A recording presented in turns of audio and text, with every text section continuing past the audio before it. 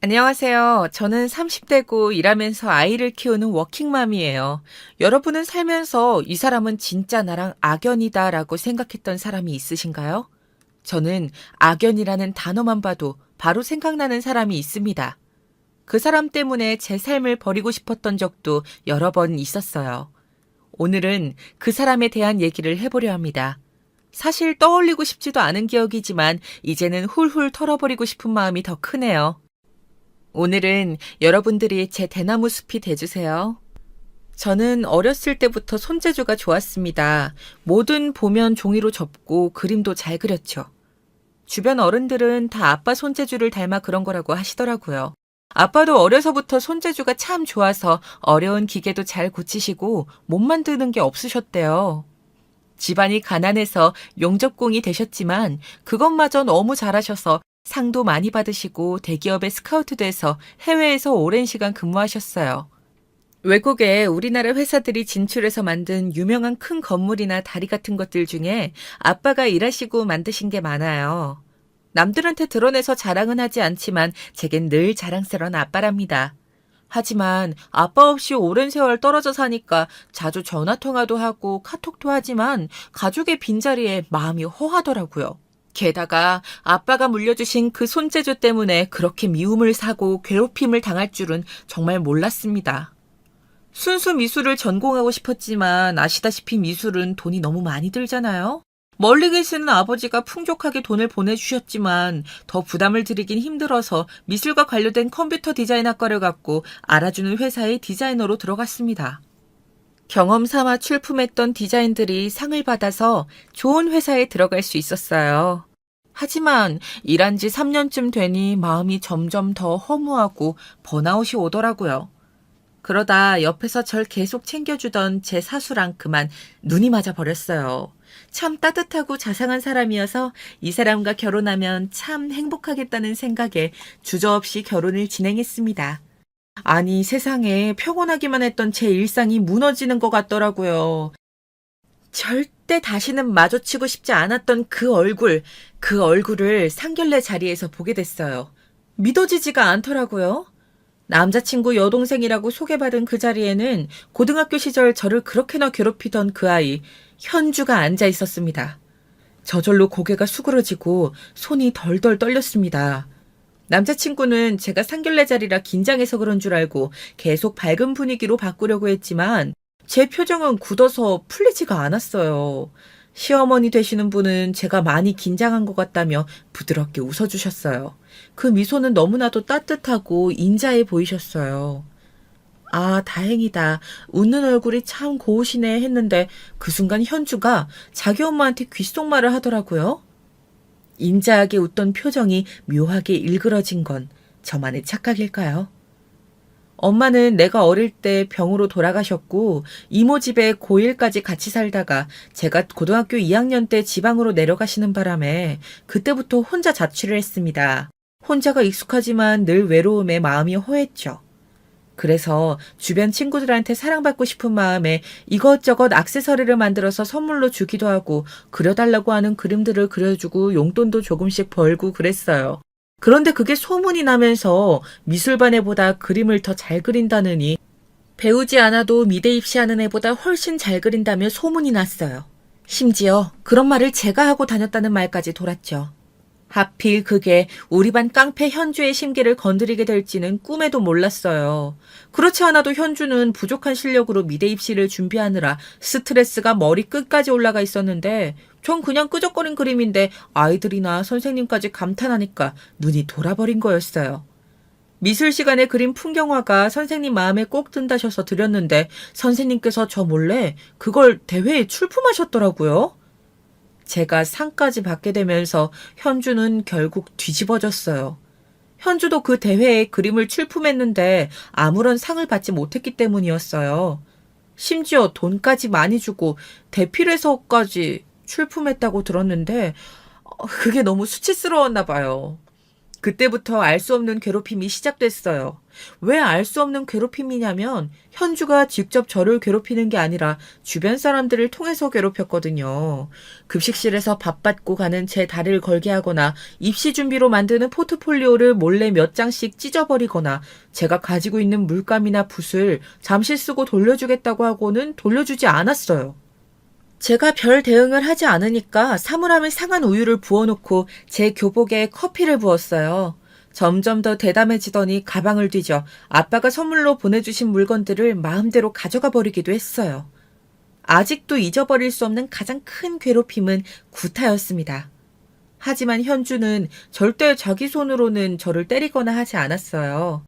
야간 자율학습 시간에 선생님이 없는 틈을 타 아이들에게 얼음땡을 하자고 하더라고요.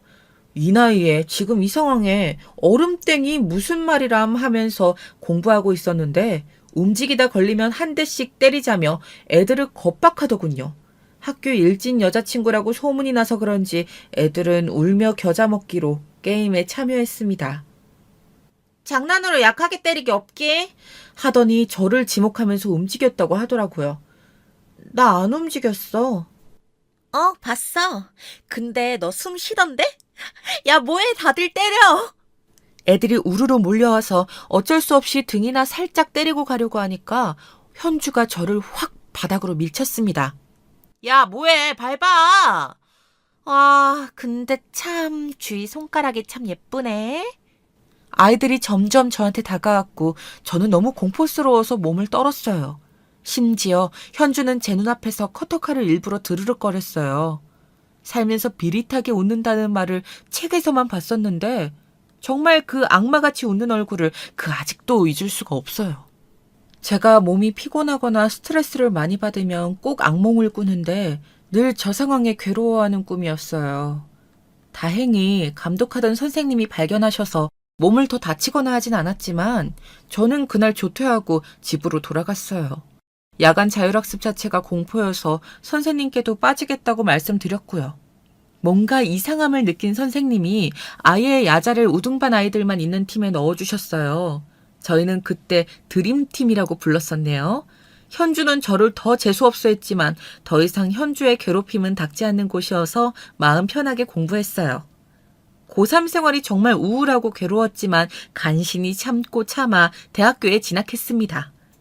현주는 결국 인서울대학 진학에 실패해서 지방에 이름 없는 대학을 갔다고 들었어요.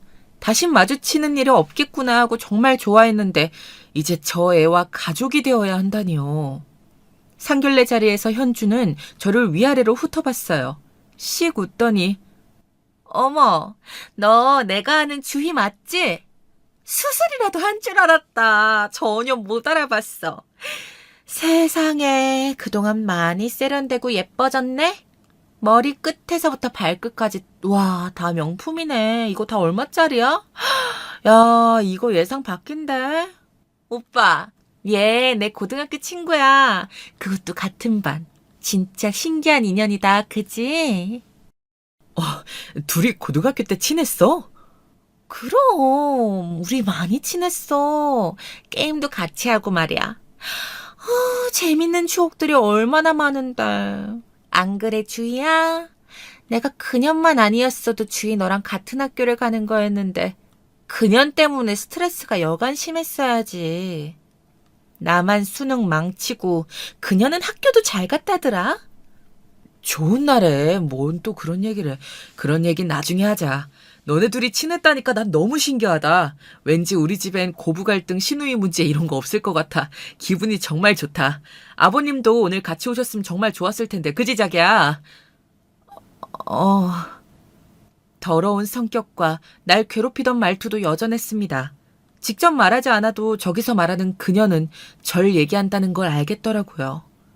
머릿속이 너무 복잡했습니다. 항상 악연이란 단어만 생각하면 떠오르던 그 현주를 가족으로 만나 살아야 한다니요. 밥도 제대로 못 먹고 음료도 계속 목에 걸리는 것 같아 그 자리에 더 있을 수가 없었습니다. 일이 그동안 좀 피곤했어서 몸살 기운이 있는 것 같다고 하고 그 자리에서 빨리 나왔습니다. 사실은 몸이 덜덜 떨려서 더 있을 수가 없었어요. 상견례 자리 이후 저는 남자친구에게 아무 말도 할 수가 없었습니다. 자기 동생이 왕따 가해자였다는 걸 쉽게 받아들일 수 있는 오빠가 얼마나 있겠어요. 팔은 안으로 굽는다는데 오빠가 정말 좋은 사람이지만 저는 도저히 현주랑 같이 지낼 수가 없었습니다. 이런 일들을 드라마로만 봤지 실제로 저에게 일어날 줄은 상상도 하지 못했어요. 그 많은 사람 중에 어떻게 이런 인연으로 이렇게 만나게 되는 건지 정말 너무 답답했습니다. 정말 몇 번이고 다시 생각해봤지만 가족이 되는 건 무리라는 판단이 들었어요. 남자친구도 상견례 이후 자기를 피하는 제가 이상했던지 애써 불안한 기색을 감추고 빨리 결혼하고 싶다는 말만 되풀이하더라고요. 마음을 정했던 저는 결혼을 없던 것으로 하자고 했어요. 남자친구는 계속 이유를 캐물었고 결국 동생과 있었던 일에 대해서 다 이야기했습니다. 과거의 상처가 아직도 트라우마로 남아서 도저히 남자친구랑 결혼 못하겠다고요. 주희야, 잠시만. 나 네 말 믿어. 현주 걘 그러고도 남을 애야. 하지만 결혼은 나랑 하는 거고 우리 따로 나와서 사는 거니까 부딪힐 일 별로 없을 거야. 나는 너 없으면 안 돼. 내가 상황 정리할 테니까 믿어줘. 난 꼭 너랑 결혼할 거야. 전 남자친구의 저 확신에 찬 말에도 아무 대답을 할 수 없었어요. 그런 제 모습을 보고 남자친구는 바로 집으로 가는 것 같았어요. 그리고 남친은 집에서 식구들이랑 싸우고 난리가 났었나 봐요. 여동생에게 주희한테 사과하라고 난리를 친 거죠. 다음 날 남자친구 어머니와 여동생이 같이 회사로 찾아왔습니다. 저는 만나고 싶지 않다고 했지만 로비에서 계속 기다리시는 바람에 어쩔 수 없이 내려갔어요. 우리 아들이 너 아니면 다른 사람이랑은 절대 결혼하기 싫다는구나. 제발 다시 생각해보련. 네가 어렸을 때 상처를 많이 받았겠지만 우리 딸도 그때 입시 때문에 스트레스가 정말 심했단다. 결국 현주는 대학도 실패했지만 그래도 너는 좋은 학교도 가고 이렇게 멋진 회사도 다니고 있잖니. 지금부터라도 좋은 사이로 바뀔 수 있지 않을까? 현주는 그러고 싶다고 하던데 주인이가 제발 마음을 바꿔다오. 어제의 적이 오늘의 동지가 되기도 한다잖아. 나는 네가 꼭 내 며느리가 됐으면 좋겠다.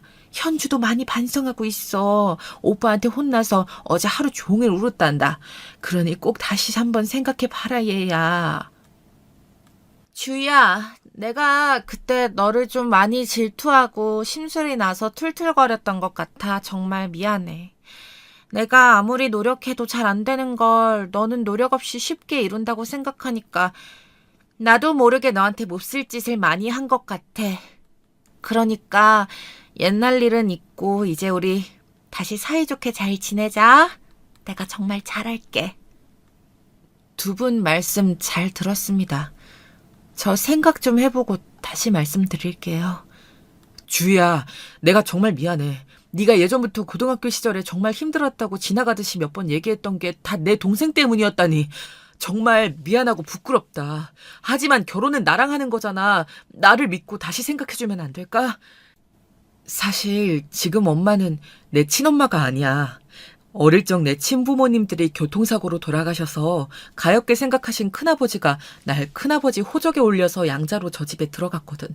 고아원보다는 좋다고 생각했지만 큰아버지가 지병으로 일찍 돌아가시고 난 후에 큰어머니는 나를 물주로 삼으셨어. 매달 150만 원씩 생활비 달라고 하시고 여동생까지 내가 다 케어해야 했어.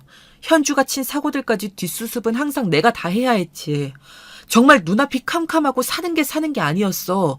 결혼은 생각할 수도 없었는데 너는 내가 살면서 처음으로 내 사람이었으면 좋겠다고 생각한 사람, 결혼까지 생각한 사람이야. 저 사람들 때문에 널 잃을 수는 없어. 제발 나를 믿고 나랑 결혼해주면 안 될까? 현주는 정말 죽을 정도로 싫었지만 오빠는 정말 좋은 사람인데 마음이 너무 아팠어요. 오빠도 정말 많이 힘들었겠네요. 지금까지 어떻게 버텼어요? 딱 하나만 약속해줘요. 앞으로 어떤 상황이 되더라도 내가 하는 말 전적으로 믿어줘요. 나도 오빠한테 절대 거짓말하지 않겠다고 약속할게요. 그 모녀가 뭐라고 하든지 내 말만 믿어주면 난 오빠랑 결혼할게요. 신중하게 생각해보고 얘기해줘요. 너는 지금까지 내가 만나고 알고 지낸 사람들 중에서 가장 정직하고 바른 사람이야. 회사에서도 남 험담하거나 뒷말 한 번 한 적이 없는 사람이었어. 내 후배지만 내가 가장 믿었던 사람이 너이기도 해. 네가 하는 말은 꼭 믿을 테니까 날 믿어줘. 그럼 나도 약속할게요. 오빠를 늘 믿을게요. 하지만 오빠가 내 말을 믿어주지 않으면 나 바로 이혼할 거예요. 신뢰가 없는 부부관계는 유지할 필요가 없으니까요. 알겠어. 널 꼭 영원히 아끼고 사랑할게. 날 믿어줘서 고마워. 결국 그렇게 결혼은 진행됐습니다. 급하게 진행되는 결혼식을 참석하려고 부랴부랴 아버지가 사우디에서 귀국하셨어요. 아빠는 나이가 많으셨지만 현장에서 계속 일을 하셔서 다부진 몸에 구릿빛 피부로 오셨는데 시누이가 뒤에서 크크거리며 웃는 소리가 들렸어요. 시골에서 농사짓다 온 거야 뭐야? 촌스러 진짜. 저는 애써 무시하고 아빠 품에 안겼어요. 눈물부터 나더라고요. 아이고, 우리 딸 아직 애네. 결혼식에 안 늦으려고 진짜 급하게 날라왔는데 정말 다행이다, 이 서방. 우리 딸 잘 부탁하네. 난 지금까지 우리 딸 하나만 보고 살았어. 나한테 정말 귀한 딸이네. 내 생각해서 사고 한번 안 치고 정말 착실하고 열심히 살아온 우리 딸 꼭 끝까지 아껴주게 하고 남편의 손을 꼭 쥐고 신신당부를 하셨어요. 굳은 살이 박힌 아버지의 두터운 손을 잡고 입장하는데 정말 만감이 교차하더라고요. 나를 위해서 그 먼 나라까지 가셔서 돈을 버시고 고생만 하셨는데 이제 이렇게 계속 옆에서 아빠랑 살고 싶다는 생각이 들었습니다. 아빠, 이제 한국 들어와서 살면 안 돼? 나 이제 결혼하는데 아이 낳고 할 때 아빠가 있었으면 좋겠어. 나 그동안 진짜 많이 외로웠어, 아빠. 그렇지 않아도 슬슬 일하던 거 후배들 물려주고 한국으로 들어올 생각이었어. 가서 정리도 좀 하고 돌아올게. 나도 이제 한국 음식도 그립고 사람도 그렇고 손자 손녀도 봐야지. 아빠 노릇은 잘 못해도 할아버지 노릇은 잘할 테니까. 알았지? 그렇게 많은 사람의 축복을 받으면서 결혼식을 잘 치렀습니다. 하지만 신혼여행을 갔다 오자마자 역시나 현주는 본색을 드러내기 시작했습니다. 이 망할 시누이는 제가 가지고 있는 모든 걸 다 탐내고 일을 다니는 것도 시기 질투를 하더군요. 말도 안 되는 괴롭힘들이 다시 시작됐습니다. 저희가 없는 틈에 저희 집에 들어가려고 도어락을 마음대로 누르다가 이웃 주민 신고로 경비 아저씨한테 걸리기 일쑤였어요. 그래도 비번은 절대 알려주지 않았습니다. 그리고 한 번은 저랑 남편이 다니는 회사에 한 자리 마련해달라고 하더군요. 그 나이 먹도록 백수로 있는 건 자기 탓인데 왜 우리를 괴롭히는지. 요즘 그런 학연 지연이 통하는 시대도 아닌데 끊임없이 욕을 하더라고요. 남편도 저도 신우의 연락을 피했더니 심지어 회사 사무실까지 찾아와서 괴롭히기 시작했습니다. 이런 시누이를 회사에 취업시켜줬다가는 회사에서도 괴롭힘을 당할 게 뻔한데 전 절대 들어줄 마음이 없었죠. 회사까지 찾아와서 난리치는 걸 보다 못한 팀장님이 전 그러면 포트폴리오라도 가져와 보라고 하셨어요. 실력이 되면 알바로라도 써주시겠다고요. 시누이 실력을 전 잘 알고 있었기 때문에 차라리 잘 됐다 생각했어요. 세상에, 그런데 이 여우 같은 게 저보고 포트폴리오를 만들라고 하지 않겠어요? 꼭 이런 부탁할 땐 시어머니를 대동해서 오더라고요. 새언니, 나 이번에 꼭 제대로 된 회사에 취업하고 싶어. 좀 도와줘. 너 그림 잘 그리잖아. 나 업무에 집안일까지 하느라 너무 바빠. 좀 힘들 것 같다. 예, 아가. 네 실력에 고작 그림 몇 장 그리는 거 일도 아니잖니. 백수 아가씨 불쌍하지도 않아? 좀 그려주련. 죄송합니다, 어머니. 저랑 남편 업무량이 많아서 집에선 좀 쉬어야 해요. 그리고 자기 실력으로 해야지 대필이라뇨. 이건 좀 아닌 것 같아요. 제가 정말 시간적, 정신적 여유가 없어서요. 지금 이렇게 신랑이 할 시간에 몇 장 그려주면 되겠구나. 빨리 그려다오. 정말 죄송합니다. 이건 정말 좀 아닌 것 같아요. 그리고 예전에 학교 다닐 때도 누가 대신 그려준 그림으로 대회 나가서 떨어지지 않았나요? 그때 한번 경험했으면 이제 스스로 실력을 키울 때가 아닐까요? 그 실력으로 우리 회사에 취업한다고 해도 금방 실력이 들통나서 더 괴로울 거예요. 포트폴리오는 둘째 치고서라도 기본적으로 디자인 프로그램이라도 다룰 줄 알아야 하는데 저 자격증은 있어? 야, 이게 어디서 잘난 척이야? 너 남편 동생한테 이렇게 대하는 며느리가 세상에 있다고 생각하냐? 일이라 하면서 배우면 되는 거지. 넌 뭐 처음부터 잘했냐? 어디서 잘난 척이야? 예, 너야말로 네 아가씨는 과거는 있고 어떻게든 잘해보려고 너한테 자존심 굽히고 이렇게까지 부탁하는데 넌 정말 너무하는구나. 그러니 얘가 옛날에 널 보고 독한 년이라고 그렇게 욕을 했던 거구나. 아우 정대가리가 없어 정말. 엄마, 그만 좀 하세요. 집까지 찾아오셔서 이러시면 저희 너무 지쳐요. 방금 일하고 온 사람한테 지금 몇 시간째 뭐 하시는 거예요? 이러시면 저 엄마랑 현주 다시는 안 볼 거예요. 돌아가세요. 뭐야? 네 아버지가 저 세상에서 이 광경을 보시면 얼마나 후회하시겠니? 사고로 돌아가신 네 친아버지 대신 너 걷어주신 큰아버지를 저버릴 셈이야? 이런 불효자식 같으니라고? 네가 우리한테 어떻게 이럴 수가 있어? 큰아버지도 이제 그만해도 된다고 하실 것 같은데요. 그 오랜 세월 제가 뒤치다꺼리 한 것만으로도 은혜는 충분히 갚았다고 생각해요. 저 이제 두 분 그만 보고 싶습니다. 나가주세요. 뭐? 나가라고? 내가 왜 나가? 절대 못 나가지. 두 분 다 그만하세요. 제가 그릴게요. 대신 많이 못 그려드려요. 세 장만 그릴 테니 나머진 아가씨가 알아서 해요. 아이씨, 진작 그랬으면 이렇게 시끄러워질 이유 없었잖아. 아씨, 배고파. 아, 빨리 그려. 우리 밥 먹고 올 테니까 3시간 안에 다 그려놔. 이 거지 같은 집구석에 먹을 것도 없네, 씨. 엄마, 우리 밥 먹으러 가자. 아, 나 배고파. 아우, 그래. 뭐 먹을래, 우리 딸? 뭐 먹고 싶어? 여보, 정말 미안해. 내가 정말 면목이 없어. 괜찮아. 여보도 며칠 동안 야근하다가 간신히 집에 왔는데 계속 밥도 못 먹고 힘들지? 우리 맛있는 거 먹으러 가자. 그래, 먹고 힘내자. 근데 그림까지 그리려면 시간이 많이 촉박하지 않아? 걱정 마. 예전에 포트폴리오 그려놨던 거에서 아무거나 3장 주지 뭐. 주희야, 정말 웃기다. 내가 너 때문에 웃는 거 알지? 결혼 전에도 저 두 여자들 생각하면 마음이 답답하고 사는 낙이 없어서 담배만 피웠는데 너 만나고 나 정말 많이 웃게 됐어. 너랑 만나고 담배 끊어서 너 나 담배 피는 줄도 몰랐지. 결혼하고 따로 사는 게 정말 축복이란 생각이 든다. 우리 그냥 더 멀리 이사 갈까?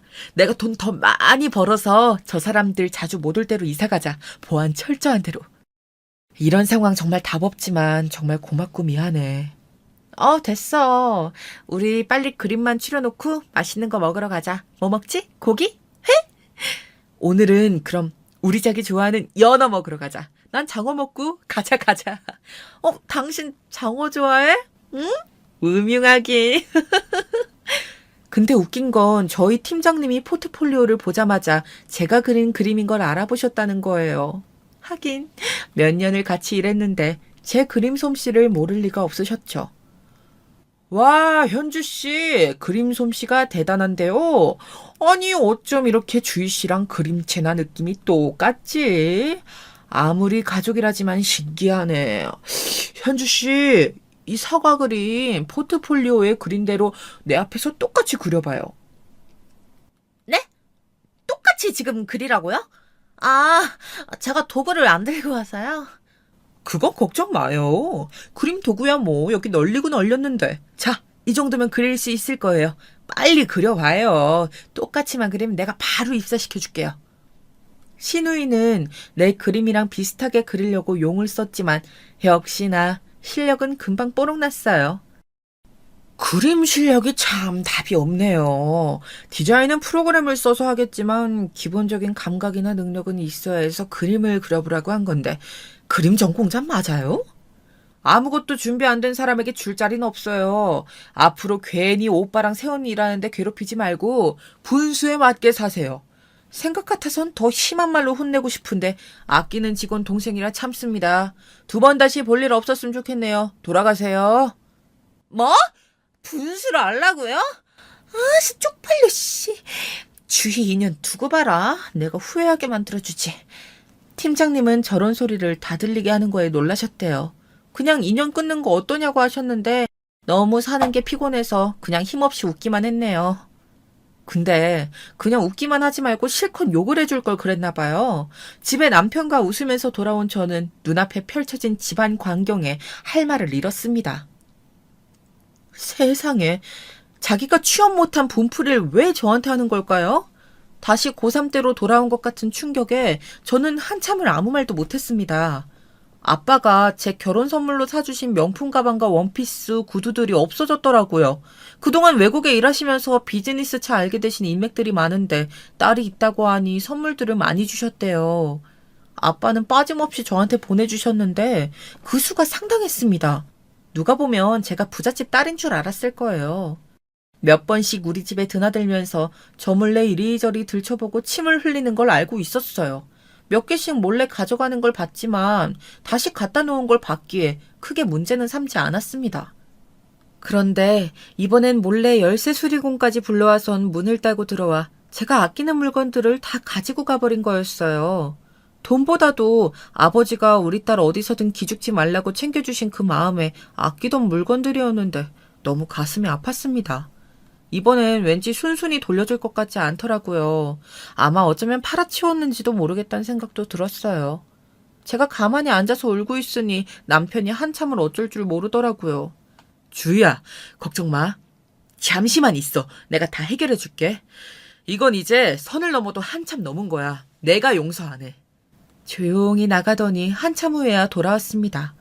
잘 해결될 거라며 환하게 웃길래 저는 시어머니랑 대화가 잘 돼서 물건을 다 돌려받기로 했나 보다 했어요. 그런데 세상에 다음날 인근 경찰서에서 전화가 왔습니다. 도둑 맞으신 물건들 찾았다면서요. 남편이 신고를 해버린 거였어요. 도어락 비번을 알려준 적 없는데 집에 누가 문을 따고 들어와서 아내의 명품 구두, 가방, 옷을 다 가져가 버렸다고요. 그래도 말로 타이르지 신고하면 어떡하냐고 하니까 남편이 뭐라는 줄 아세요? 걔들이 말귀를 알아들어? 하더라고요. 묵묵히 제가 고개를 저었어요. 심각한 상황인데도 마주보며 웃음이 터졌습니다. 경찰서에 가보니 무단 가택 침입죄, 절도죄까지 더해져 몇 년형을 살고 나올 수 있겠더라고요. 시어머니는 노발대발 난리가 났습니다. 왜 내 딸 인생을 망치려든 하는 거였어요. 친작 취업시켜줬으면 이런 짓까지 했겠냐고 역성을 드셨습니다. 시누이는 설마 너희들이 나를 징역까지 살게 하겠냐는 의기양양한 표정으로 있다가 점점 돌아가는 상황이 장난이 아니라는 걸 알게 되더니 얼굴이 하얗게 질리기 시작했습니다. 들어보니 가족관계이신 것 같은데 좋게 마무리하시겠습니까? 아니요. 저희는 처벌을 원합니다. 합의 없습니다. 아니 너, 내가 널 어떻게 키웠는데 우리한테 이럴 수가 있니?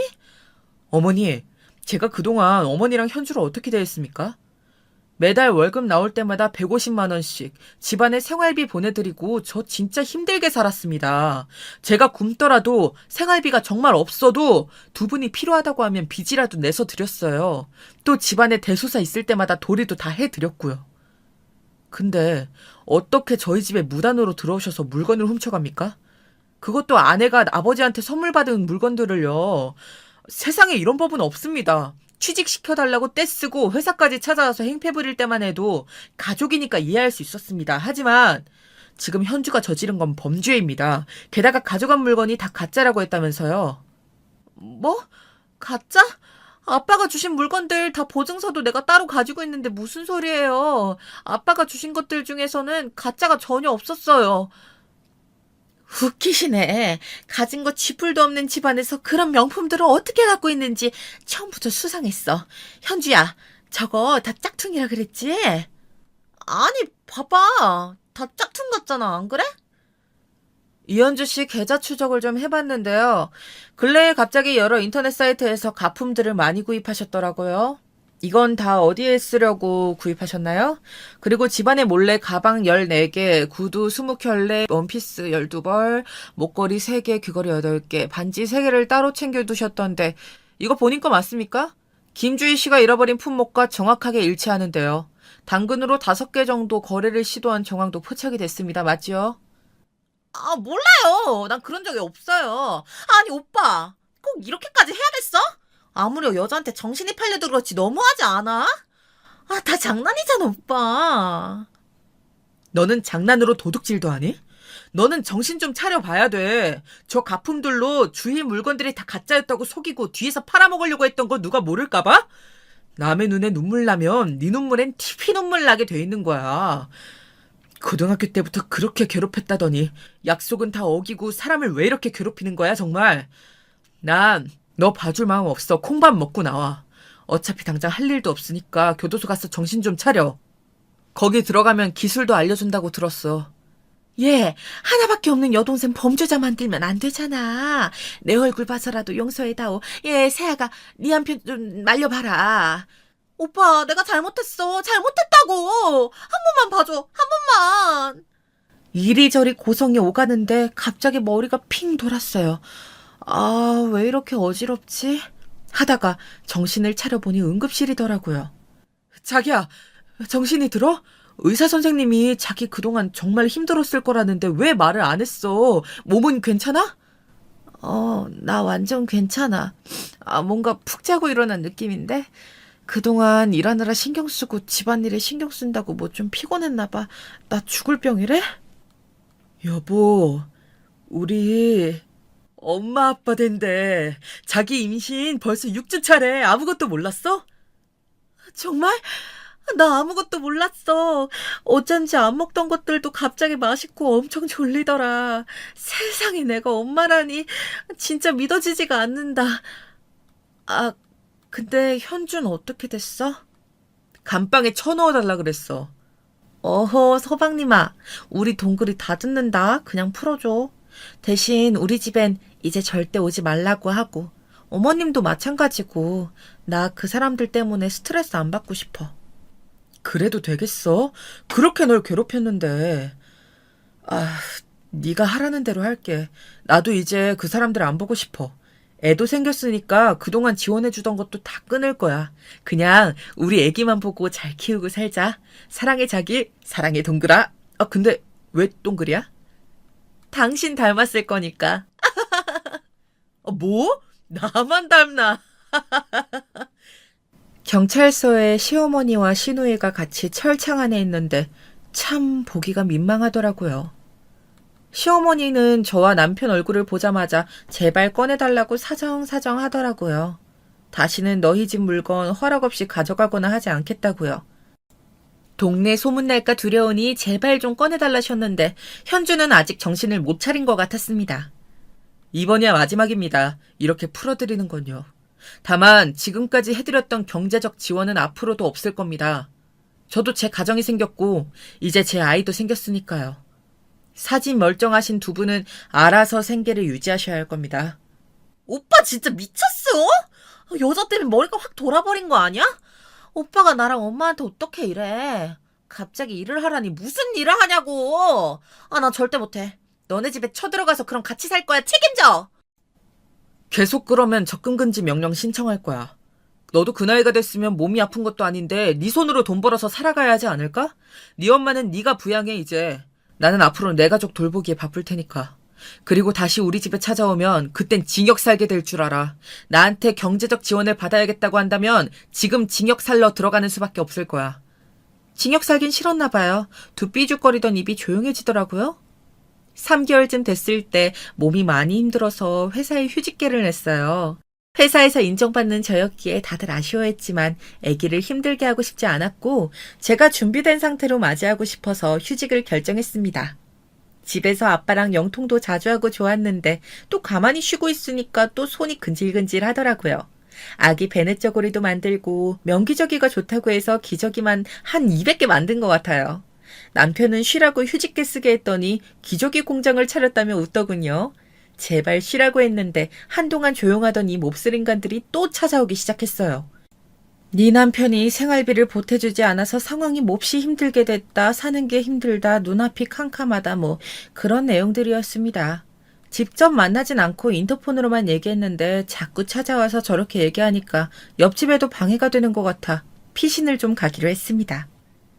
남편이 또 많이 걱정할 거 알아서 가죽공예를 배우러 다닌다고만 했어요. 사촌 오빠가 잡생각이 날 때는 손을 열심히 움직이는 게 최고라고 추천해 주더라고요. 제가 또 한 손재주 하다 보니 카드 지갑, 장지갑 만드는 것에서 시작해서 가방, 남편 차 키링 등 별의별 걸 다 만들기 시작했어요. 거기서 수다도 떨고 만들다 힘들면 휴식도 좀 취하고 하니 스트레스도 안 받고 너무 좋았습니다. 한 달쯤 배웠을까요? 남편이 퇴근하고 올 시간이 되어 밥 준비하려고 집에 돌아가는 길에 전화 한 통을 받았어요. 얼마 전 또 소란 피웠던 인근 경찰서였어요. 시어머니가 또 오셔서 상간녀, 상간남 잡아달라고 떼쓰고 계시니 이리로 좀 와보셔야 할 것 같다더군요. 갑자기 낯선 상황에 어안이 벙벙한 표정으로 경찰서에 갔더니 세상에 남편, 시어머니, 시누이까지 다 있더라고요. 그래, 이제 왔네. 저 여우 같은 게 착한 우리 아들을 꼬셔가지고 우리 사이를 다 이간질 시키고 게다가 임신한 몸으로 바람까지 피우고 있다니까요, 글쎄. 저런 건 그냥 콩밥 좀 먹어야 돼요. 너도 사람들 다 보는 앞에서 망신 좀 당해봐라, 어디. 경찰 양반, 증거도 여기 다 있으니까 저것도 유치장에 쳐넣어버려요, 빨리. 아니, 이제 모함까지 하시나 봐요? 우리 주변에 얼씬 말라고 경고했을 텐데요. 어쩌다 또 이런 짓까지 하시는 거예요? 뭐? 이런 짓? 그건 우리가 하고 싶은 말이야. 착한 우리 오빠 꼬셔서 우리랑 이간질 시킨 나쁜 년아. 게다가 바람을 피워? 네가 더 발뺌할 수 있을 것 같아? 오빠, 이것 봐. 이 여자가 가죽 공방 다닌다면서 남자랑 이렇게 놀아나고 있었다고. 세상에, 사진에는 제가 공방 소파에서 누워서 쉬고 있는 모습, 어떤 남자와 웃으면서 대화하는 모습, 제가 손을 다쳐 남자가 밴드를 발라주는 모습, 제가 더워하니까 그 남자가 부채질 해주는 모습, 과일 먹여주는 모습까지 다양하게 찍혀 있었어요. 와, 조용하다 했더니 이제 파파라치까지 하고 계셨어요? 어디 탐정 취업이라도 했니 너는? 그 부지런함으로 취업을 하면 정말 빨리 승진할 텐데. 참네. 여보, 나 믿지? 나 아니야. 임신한 몸으로 무슨 바람을 피우겠어. 당신한텐 심심해서 공방 간다고만 말했는데 며칠 동안 저 여자들이 계속 집으로 찾아왔었어. 당신이 돈 안 보내니까 너무 힘들다고 계속 찾아오고 괴롭히더라고. 이웃집에 너무 민폐라서 그것도 피할 겸 공방 나갔던 거야. 공방 사장님은 내가 임산부니까 잘해주신 게 다야. 뭐? 웃기고 자빠졌네. 우리 아들, 너 지금 속고 있는 거야. 우리 착한 아들한테 어쩌다 저런 여우 같은 게 붙어가지고 너 임신한 거 우리 애들의 아니지? 말해봐. 사진 속에 저 남자 자식 아니야? 임신하자마자 남편 몰래 다른 남자랑 저런 짓거리를 하고 있었다니 정말 어이가 없네. 경찰 양반, 이런 불결한 여자가 남편을 속이고 다른 가족 사이를 이간질하고 사기까지 치고 다니는데 이런 사람이 감옥 가야 하는 거 아니겠어요? 좀 가둬놔요. 아니, 아주머니 진정 좀 하세요. 상황이 뭐 어떻게 된 거야, 이거. 여보, 나 자기 믿고 싶은데 이런 사진들이 있으니까 나도 좀 혼란스러워. 이 남자는 뭔데 이렇게 당신한테 다정하게 이러는 거야? 걱정하지 마. 자기 걱정한 일 한 번도 한 적 없어. 내가 증명할게. 증명 같은 소리 안 해. 거짓말쟁이 말 믿지 마, 오빠. 나 진짜 나 부끄러워서 이렇게까지 안 하려고 했는데 정말. 나 전화 좀 할게. 진영 오빠. 잠시만 좀 와줄 수 있어? 전에 말했던 그 시어머니랑 시누이 때문에 문제가 좀 생겼어. 여기 어디냐면 30분쯤 신랑인 후에 도착한 우리 공방 선생님이 경찰서를 아주 뒤집어 놓으셨어요. 주희야, 무슨 일이야? 오빠, 시어머니랑 시누이가 오빠랑 나랑 불륜하는 사이래. 상간남 데려오라고 난리라서 어쩔 수 없이 지금 불렀어. 미안해. 미친 거 아니야? 임산부인 너한테 어떻게 그런 누명을 씌워? 누구십니까? 저 주희 이종사촌 오빠입니다. 저희 어렸을 때부터 한 집에서 살았어요. 제가 한동안 시골에서 살았고 잠시 외국 유학 나가 있는 사이에 주희가 결혼해서 가족들끼리 인사할 시간이 없었네요. 애가 계속 답답해하고 집에 있기 싫다고 하길래 가족 공예 한번 해보라고 했는데 이게 말이나 됩니까? 저게 무슨 시어머니랑 시누이예요, 제부. 당장 인연 끊어요, 정말. 나는 주희가 말을 과장되게 하나 싶었는데 정말 인간 말종들이네요. 사촌 오빠는 어렸을 때부터 같이 자라면서 나랑 찍었던 사진들을 남편한테 보여줬어요. 긴장했던 남편 얼굴이 그제야 편해지더라고요. 의기양양하던 시어머니랑 시누이는 얼굴이 울그락불그락 난리도 아니었어요. 이쯤 상황 정리하시죠. 저번부터 봤는데 시어머니랑 시누이가 정말 너무하시네요. 이건 뭐 명예훼손으로 고소하셔도 될 것 같습니다. 뭐 정말 한두 번도 아니고. 이제 제발 여기 오지 마세요. 우리가 다 오빠 생각하는 마음이 많아서 그렇지 뭐. 외도 아니면 그만 아닌가? 안 그래? 이제 곧 엄마 생일인데 엄마 돈 없어서 갖고 있던 가방이니 뭐니 다 팔았어. 우리 진짜 이제 거지야, 오빠. 오빠가 어떻게 우릴 버려? 결국 다 돈 때문인 거네. 이제 당연히 호구 잡던 너네 오빠가 돈 안 준다니까 나 몰래 따라다니면서 사진까지 찍고 상간녀라고 그렇게 소리 지르고 난리친 거야? 나도 이제 내 아이를 생각해서 그냥 참고만 있지 않을 거야. 한 번만 더 찾아오고 돈 요구하면 지금까지 있었던 죄명들 다 몰아서 고소할 거니까 알아서들 하세요. 오빠, 나 너무 피곤해. 그냥 집에 가자. 저 사람들 그냥 상대할 가치도 없어. 사촌 오빠는 정말 어이없어 했어요. 남편한테도 그냥 호적 정리하라고 하더군요. 저런 사람들을 가족이라고 생각하고 부양하고 있었던 남편도 너무 불쌍하더라고요. 어쩌면 아빠랑 떨어져서 외롭게 살았던 나보다 남편이 더 외로운 삶을 살아왔던 것 같아서 마음이 안 좋았습니다. 남편을 꼭 안아주었어요. 한참을 껴안고 서로에게 미안해하고 위로해줬답니다. 남편도 저를 믿었지만 너무 다정한 사진을 보고 살짝 마음이 흔들렸대요. 저렇게 사진을 잘 찍는지는 몰랐는데 포토그래퍼라면 성공하겠다 하고 피식 웃었네요. 오빠는 제가 소파에 누워있는 사진을 보니까 자기도 모르게 눈알이 튀어나오는 줄 알았대요. 어디서 해프게 행동하는 모습 한 번도 본 적이 없는데 모르는 남자 앞에서 편하게 누워있다니 정말 심장이 쿵 했다네요. 하여튼 그 사람들 때문에 한참 웃었어요.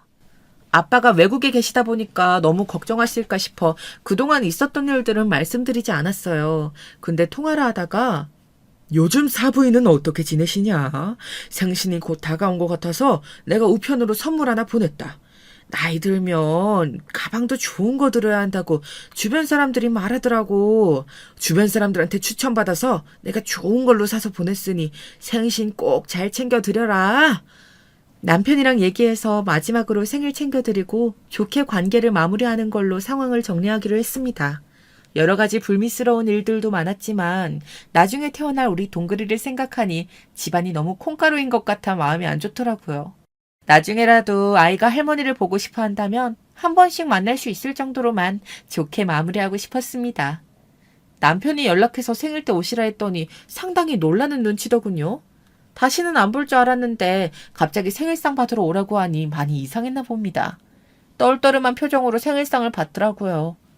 생일상을 쭉 둘러보더니 생일상이 이게 뭐냐? 잔뜩 배달시킨 음식들 뿐이네. 너는 나를 시어미로 생각은 하는 거냐? 정말 기가 막혔지만 부족하지만 많이 드시라고 얘기했습니다. 사실 임신 중이라 몸이 많이 무거워져서 음식할 기력도 없었다고 말했지만 콧방귀만 뀌시더라고요. 그동안 저희들 사이에 여러 불미스러운 일들이 많았지만 그래도 생신은 제대로 챙겨드리고 싶어서 연락드렸습니다. 예전처럼 자주 교류하는 일은 없겠지만 그래도 한 번은 챙겨드리고 싶었어요. 저희 아버지께서 직접 챙겨드리라고 선물을 보내주셨어요. 이거 받으세요. 앞으로 교류하지 않겠다는 말은 생일상이나 받고 인연 끊자는 얘기 아니냐? 아, 이거나 먹고 떨어져라. 명품백 같은 소리 하네. 어디서 너 같은 짭을 선물이라고 해? 하며 시모가 내 뺨을 걷어올린 순간 세상에 갑자기 친정아빠가 문을 벌컥 열고 오신 거예요. 여러 음식 냄새가 좀 역해서 현관문을 좀 열어뒀었는데 그 틈에 우리들이 하는 얘기도 방금 제가 뺨 맞는 광경까지 다 보게 되신 거죠. 너무 반가운 마음과 서러운 마음에 저도 모르게 눈물이 나더라고요. 사돈! 지금 내 딸한테 뭐하는 짓이요? 남의 집 귀한 딸한테 손찌검이라니. 이제 막 귀국해서 사돈 생신 축하하려고 왔는데 이게 대체 무슨 짓입니까? 아무리 우리 딸애가 잘못한 일이 있다고 해도 임신한 애를 어떻게 뺨을 때릴 수가 있습니까? 정말 상식이란 게 있습니까? 당장 이 집에서 나가. 이 거지 같은 것들 내가 가만두지 않을 테니 각오하고 있는 게 좋을 거다. 나가! 살면서 그토록 화난 아빠의 모습은 이때 처음 봤어요.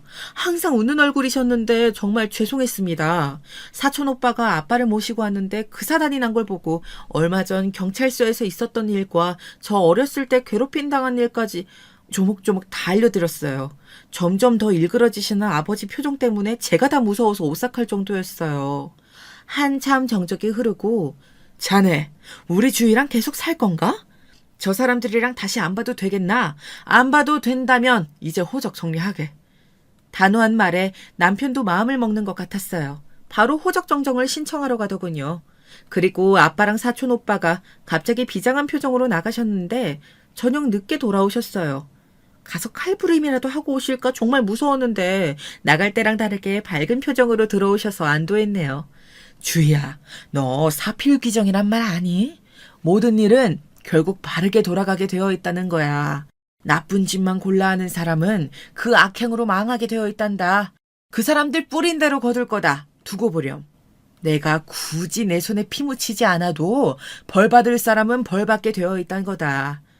저렇게 말씀하시니까 무슨 일이 일어날지 몰라 더 무섭더라고요. 며칠 후에 저는 휴대폰을 보다가 정말 심하게 놀랐습니다. 세상에, 전 제가 살다가 이렇게 유명해질지 몰랐어요. 현주는 아마 더 모르지 않았을까요?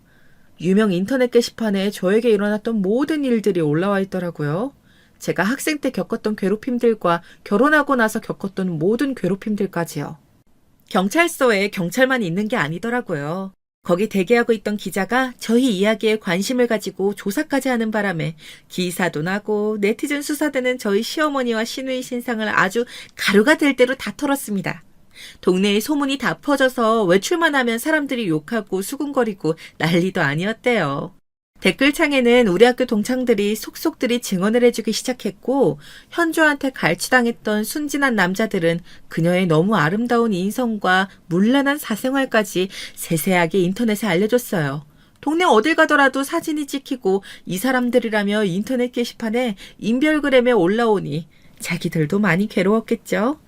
욕하는 사람들이랑 시비도 붙고 말싸움도 하고 다니기 일쑤에 주변 상인들도 물건이든 음식이든 안 판다고 나가라고 하는 일도 많아졌다고 하더라고요.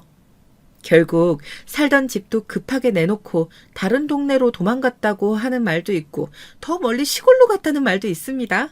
하긴 저희도 더 알아보고 싶진 않았어요. 이런저런 일이 많았지만 저는 다행히 많은 사람들의 축복 속에 눈이 동그란 예쁜 딸을 낳았어요.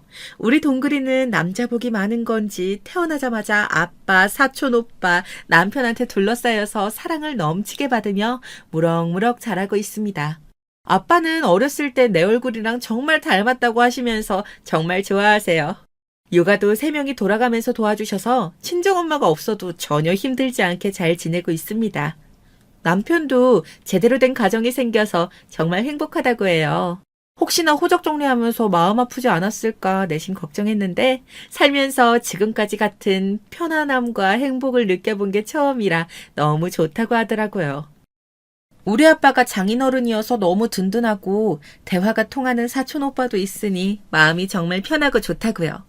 또 예쁜 딸까지 생겨서 좋은 아빠가 되겠다는 결심을 매일매일 한다고 해서 좀만 줄이라고 했어요. 분명 살면서 악연으로 얽혀진 사람도 분명히 있겠죠. 하지만 주변에 누가 있던 내가 어떤 상황이건 간에 흔들리지 않고 포기하지 않고 바르게 해나가다 보면 악연은 저절로 희미해지고 좋은 인연들이 모여드는 것 같아요. 제가 그랬던 것처럼요. 여러분들에게도 좋은 인연들이 가득하시길 빕니다. 전 이제 새로운 꿈이 생겼어요. 가죽공예 디자이너가 될 거예요.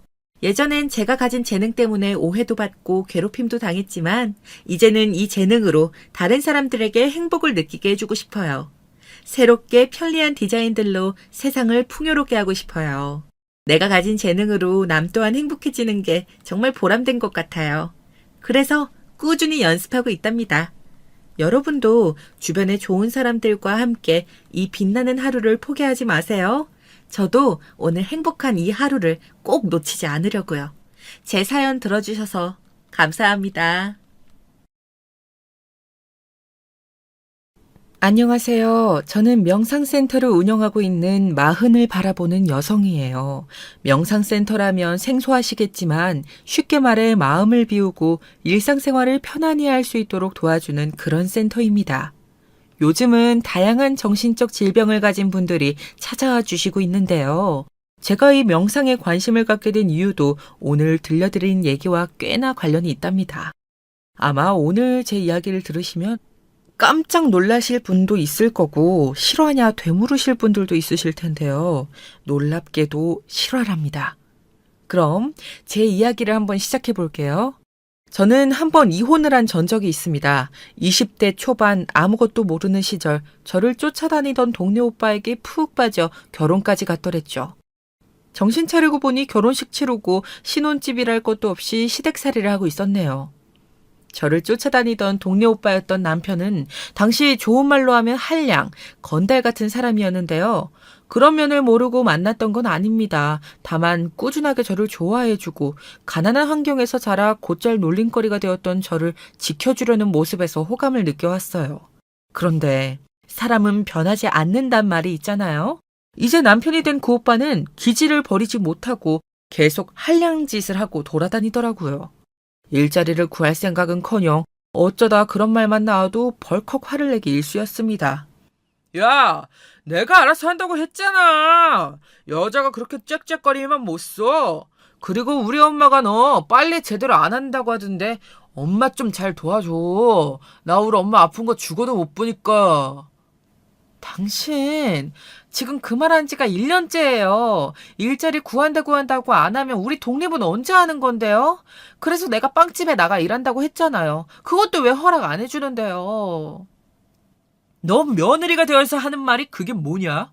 그럼 우리 엄마는 누가 돌보고 우리 엄마를 남의 손에 맡기냐? 당시 시어머니는 지병이 진전되어 제가 모든 수발을 다 들어줘야만 일상생활이 가능하신 상태였는데요. 전 남편은 제게 그 모든 책임과 의무를 떠맡기고 자기는 친구들과 술이나 퍼마시고 다니려 하더라고요. 게다가 시어머니가 고분고분 제 말을 잘 따라줬냐 하면 그것도 아니었어요. 시어머니는 제가 수발드는 것을 당연하게 생각하며 종으로 여기셨어요. 예, 나 물 먹고 싶단 지가 언젠데 아직도 안 가져와. 늙은이 목 다 죽는 꼴 보고 싶으냐? 당장 안 가져와? 궁둥이가 왜 이렇게 무거운 게야? 아, 네, 어머님, 지금 곧 가요. 그러면서 제가 물을 갖다 드리면 맨몸으로 왔음 이런 거라도 잘할 것이지 하고 중얼거리셨는데 그 말이 더 상처로 다가왔습니다. 가난한 저희 집을 가리켜 하는 말이었기 때문이죠. 결국 시댁살이를 못 참은 제가 돈이라도 벌자 싶어 옆집 아주머니에게 시어머니를 몇 시간만 맡기고 빵집 아르바이트를 나가기로 했는데요. 다행히 빵집 사장님이 한 푼이라도 벌기 위해 나온 저를 예쁘게 봐주시고 채용해 주셨어요. 문제는 그날 사달이 일어난 거죠. 며칠 만에 들어온 남편이 제가 집에 없는 것을 보고 물건을 집어 던지기 시작한 겁니다. 그리고 전 날아오는 물건에 맞아 그만 쓰러져 응급실에 누워있게 되었고요. 응급실 침대 위에 누워있는데 눈물이 하염없이 흐르더라고요. 그때 놀란 표정으로 저희 친정엄마와 오빠가 달려오는데 난리가 났었어요. 아니 너 이 자식 미쳤어? 아니 사내 새끼가 때릴 게 없어서 마누라를 좁혀냐? 저게 흥분할 일이 아니고요. 제가 뭐 그러고 싶어 그랬겠어요. 맞을 짓을 하니 했죠. 아씨 더럽게 쫑알거리네. 뭐야? 이 새끼 넌 인간이 안 됐네. 너 안 되겠다. 오늘 그냥 너 죽고 너 죽어보자. 당시 상황은 정말 심각했어요. 친정오빠가 전 남편에게 주먹질을 하려는 걸 간호사 의사들이 모두 뛰어와 겨우 말렸을 정도였죠. 그렇게 전 남편은 저희 친정 식구들 앞에서도 한없이 떳떳했더랍니다. 누워서 그 광경을 보고 있는데 허탈한 실소가 나올 지경이었어요. 친정엄마는 그날 저를 붙들고 하루 종일 눈물을 흘리셨고 그게 또 속상해 저도 한 바가지 눈물을 쏟다 결심을 했답니다. 이 결혼에 종지부를 찍기로요. 결혼 생활이 고작 1년 남짓이었으니 정리하고 말 것도 없었어요. 애초에 재산이랄 것도 없었으니 과정은 더욱 쉬웠고요. 야, 너 나 떠나고 어디 보다 뭐하고 살게. 고등학교도 간신히 나온 네가 뭘 할 수 있다고 머리도 둔한 널 어디서 받아준대냐? 내 생각해주는 거면 필요 없으니까 도장이나 찍어. 그리고 뭐라고 살든 양아치 짓 하고 사는 너보단 훨씬 잘 살 거니 걱정 말고. 뭐? 이 미친애. 아, 내가 말 안 했구나. 나 취직했어. 당신이랑 갈라서기 전에 나도 먹고 살 국린 해야 할 것 같아서 면접 봤는데 붙었더라. 꽤 괜찮은 곳인데. 여기 대로변에 있는 그 회사 알지? 네가 거기 붙었다고? 말도 안 돼. 마지막에 제가 전 남편에게 날린 이 같은 말은 지금 생각해도 속이 시원합니다. 네, 사실 저는 전 남편과 이혼하기 전 중견기업계 경리로 취업도 하고 생계수단을 마련한 뒤였습니다. 계획 없이 살던 논팽이는 제 말에 퍼뜩 놀라 말을 잇지 못하더라고요. 그 얼떨떨한 얼굴이 어찌나 통쾌하던지 시댁문을 박차고 돌아가는 길 발걸음이 정말 가벼웠어요. 그때 수중에 돈이 얼마 없었기에 친정가족의 도움을 받아 작은 단칸방 하나를 마련해 회사 근처에서 출퇴근을 하게 되었는데요. 한 푼 두 푼 모아 아껴 사시는 엄마 돈을 받는 게 미안해 한참을 받아야 할지 말아야 할지 망설이는 제게 친정엄마는 미영아 이혼한 거 절대 흠 아니야. 그러니 떳떳하게 살아. 너만 떳떳하게 살면 돼 라고 말씀하시며 제 눈물샘을 한 번 더 자극했어요. 알겠어요, 엄마. 나 떳떳하게 살게요. 엄마 딸답게 그렇게 살게요. 하지만 사실 저는 회사를 다니면서 그 누구에게도 제가 이혼했다는 이야기를 하지 않았습니다. 꽤 친해진 동료에게도요. 아마도 누군가에게 결혼하고 이혼했다는 그 고통스러운 과거 이야기를 하는 게 제 측에서 먼저 꺼려졌기 때문인 것 같아요. 그래서 어디선가 누가 청첩장을 주거나 남자친구 이야기를 하는 목소리가 들려오면 슬그머니 자리를 피하기도 했답니다. 미영 씨 누구 안 만나? 나이도 차지 않았나? 집에선 아무 말 없어? 아, 저는 그냥 일하는 게 편하고 좋더라고요. 에이, 싱글로 살려고? 외로울 텐데. 내 주변 싱글들은 결혼 안 한 거 다 후회해. 다들 저를 걱정해 주셨지만 그렇게 정신없이 일만 하다 보니 어느새 나이가 30대로 흘러가더라고요. 30대가 되니 주변에선 선자리를 제안하기도 하고 소개팅을 주선해 주겠다고 하는 사람도 나타나는데요. 전 과거에 한번 아픈 경험이 있었기 때문에 상대의 프로필을 듣기도 전 무조건 거절부터 했습니다. 그러던 어느 날 운명처럼 남편을 만나게 되었어요. 저희 회사와의 거래처 간에 미팅이 있는 날인데 거래처 직원이 5분 정도 늦더라고요. 그날은 비가 많이 오는 날이었기에 교통정체가 있나 보다 생각하고 느긋하게 커피 한 잔을 먼저 내려 마시고 있었어요. 그런데 그때 헐레벌떡 비 맞은 남자가 회의실 안으로 들어왔고 전 놀라 자리에서 벌떡 일어나게 되었어요. 너무 죄송합니다. 정말 죄송합니다. 준비한 서류들이 비에 젖을까봐 우산을 찾으러 다녔는데 근처 파는 곳이 없더라고요. 많이 기다리셨죠? 아니에요. 겨우 5분인걸요. 아, 그럼 그걸 찾느라 이렇게 비를 다 맞으신 거예요? 추우시겠어요. 얼른 들어오세요. 따뜻한 난로라도 켜드릴게요. 아니에요. 수고스럽게 그러실 필요 없어요. 아, 괜찮긴요. 지금 다 젖으셨는데요. 그러다 감기 걸리겠어요. 나중에 남편이 말하기를 저의 친절함과 따뜻함에 반했다고 하더라고요. 반면 저는 남편의 우직한 인상이 마음에 들었고요. 그때부터 저희는 종종 만나며 사적인 이야기들을 주고받게 되었고, 그게 좋은 감정으로 이어지게 되었습니다. 남편은 첫인상 그대로 성실하고 책임감 있는 사람이었어요. 그래서 만날수록 더 마음에 들었지만, 제겐 한 번 이혼한 경력이 있었으니, 그걸 밝히기가 쉽지 않았어요. 차마 용기가 안 나더라고요. 그러다 어느 날 서로의 마음을 확인한 이상 이젠 정말 말을 해야겠다 싶어 술을 먹고 쥐어 짜내듯 말하게 되었어요. 사실 나 한 번 결혼을 했다 이혼을 했었어. 지금까지 민수 씨 만나면서 말 못해 미안해. 두려워서 말 못하고 있었어. 그래도 우리가 연인이 되기 전에 말해야 한다고 생각했어. 부담스럽다면 여기서 그만둬도 괜찮아. 나 각오하고 있어. 전 내심 당연히 거절을 생각하고 있었는데 남편의 대답은 예상 외였어요. 처음엔 무척 놀란 듯 했지만 잠시 침묵을 지키더니 절 보고는 괜찮아. 나한테 뭔가 숨기는 게 있는 것 같다는 느낌은 들었어. 이런 거일 줄은 몰랐는데 이혼한 게 흠도 아니고 난 받아들일 수 있어 하며 거뜬히 감당할 수 있다고 말하더라고요. 그때 문득 이혼한 게 흠도 아니라고 하셨던 저희 친정엄마의 말씀이 떠올랐어요. 엄마가 생각나서 그런지 괜스레 눈물이 나 왈칵 복받쳐 엉엉 울고 말았습니다. 이후 남편과 저는 빠르게 연인의 단계로 진입하여 결혼 이야기가 오가기 시작했지요. 하지만 역시나 제 마음은 또 한 번 출렁거렸습니다. 바로 남편의 가족, 제겐 시부모님 되실 분들 때문이었는데요. 남편은 외동아들이었고 시댁은 부유한 집안이었어요. 일단 강남 한복판의 아파트에 살고 계시다는 점에서부터 상당히 기가 죽더라고요. 시어머니는 학원에서 피아노 선생님을 하셨다 지금은 집에서 쉬고 계시고 시아버지는 집안 대대로 내려오는 사업을 하신다고 하셨어요. 남편을 낳고 키워주신 좋은 분들이시겠지만 이런 좋은 집안에서 한 번 결혼한 며느리를 선뜻 좋아하실 리 없잖아요. 역시나 첫 만남에서부터 저를 마음에 들어하지 않으시는 눈빛은 그대로 드러났습니다. 이혼을 했다고 들었는데요. 왜 이혼했는지 물어봐도 될까? 아가씨 입으로 직접 듣고 싶은데. 아, 네. 전 남편이 상당히 공격적인 사람이었어요. 일자리도 찾지 않아 생계도 어려웠고요. 나중엔 저를 때리는 상황까지 가서 그래서 어쩔 수 없이 이혼을 하게 되었어요. 아이고, 성질이 못된 사람이었구만. 이혼하길 잘했네요. 빨리 벗어나 다행이에요.